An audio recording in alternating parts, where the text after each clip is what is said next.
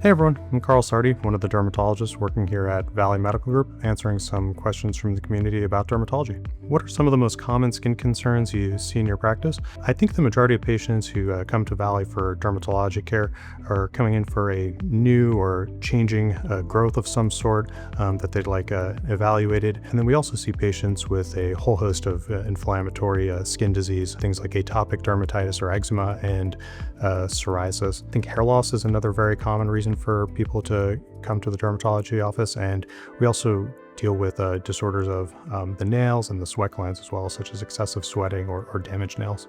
What warning signs should people look out for that might mean a skin issue needs medical attention?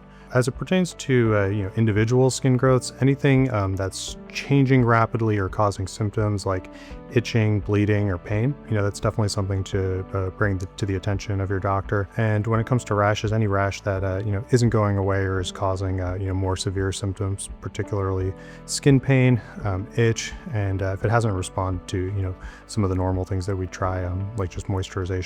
What's the single most important thing people can do every day to protect their skin? I'm a big fan of kind of just minimizing, the number of the skincare products that you use on a day-to-day basis. We've kind of fallen into the trap of, using too many products, trying to excessively clean or moisturize the skin. I think, trying to use products that are targeted to, treat a specific problem, and otherwise, keeping it very simple. Skincare products that are vetted and contain, as few ingredients as possible, avoiding, excessive washing, and then moisturizing if you're someone who is prone to dry skin. And I think, sunscreen is very important, especially if you're going to be outdoors or exposed to intense sun, such as being out on the water, beach, skiing, exercising outdoors. I think a good sunscreen is probably one of the easiest ways to protect your skin. And I always say the best sunscreen is the one that you're going to use. So finding a product that works with your skin type and works for what you're doing outdoors. How can someone tell the difference between a harmless skin change and something more serious like skin cancer? I think symptoms play a big part of it. Anything that's really itchy, painful, bleeding, or kind of interfering with day-to-day activities. About half the time, skin cancers are detected by patients, not by doctors, and that's mostly because they're probably causing some sort of symptom that's interfering with their daily life. In terms of rashes, I think rashes that don't go away are also causing a lot of symptoms. Definitely worth bringing up. Do you have any favorite skin conditions to treat, and if so, why? My favorite skin condition to treat right now is probably psoriasis. In the last 10 years, psoriasis has really undergone a renaissance in terms of the treatments that are available. The latest injectable medications or biologics can, basically give you a 90% chance of clear or almost clear skin with as little as 4 injections a year and minimal side effects. This is in contrast to older medications, which were weekly or twice weekly injections, had a lot of side effects, were very expensive and difficult to get covered by insurance, required laboratory monitoring. Nowadays, patients who have psoriasis that are on, a biologic agent, we tend to see them just once a year, and they're extremely happy with their treatment course.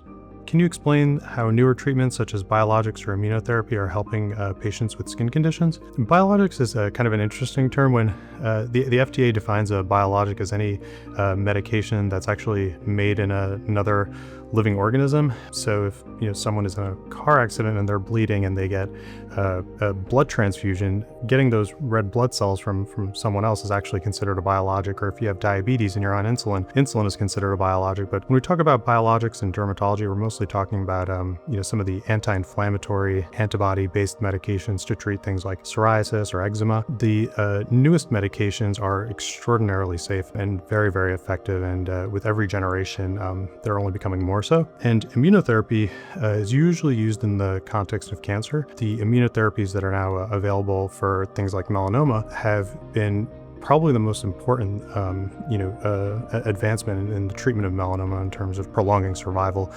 even with widely metastatic disease or advanced disease, because the chemotherapy that we used to use for melanoma up until around 2010 really didn't change the course of the illness very much, whereas nowadays we're seeing people with stage 3 and 4 melanomas surviving and having no evidence of their cancer for many, many years. What makes Valley a great choice for dermatologic care? I think, beyond the dermatology department, We have a very strong referral base in oncology and rheumatology, infectious disease, and really anything that pertains to the skin, where we tend to overlap with those specialties. And most of those specialties are actually in the building that I work in. So it's pretty easy to come in and see us. And if we think that there's a need to see a different specialist, it's very easy to refer patients over and have them make an appointment on their way out. So it's really that collaborative approach to taking care of more complex skin conditions that I think makes Valley a great choice. We've also kind of seen the majority of standalone or private practice dermatology offices kind of shift gears to a more cosmetic, procedures and treatments, whereas most of the dermatology clinics that are attached to a hospital system like Valley still focus on general medical dermatology, treating things like skin cancer and inflammatory skin disease. For more information, please visit our website for our phone number and more information about how you can make an appointment.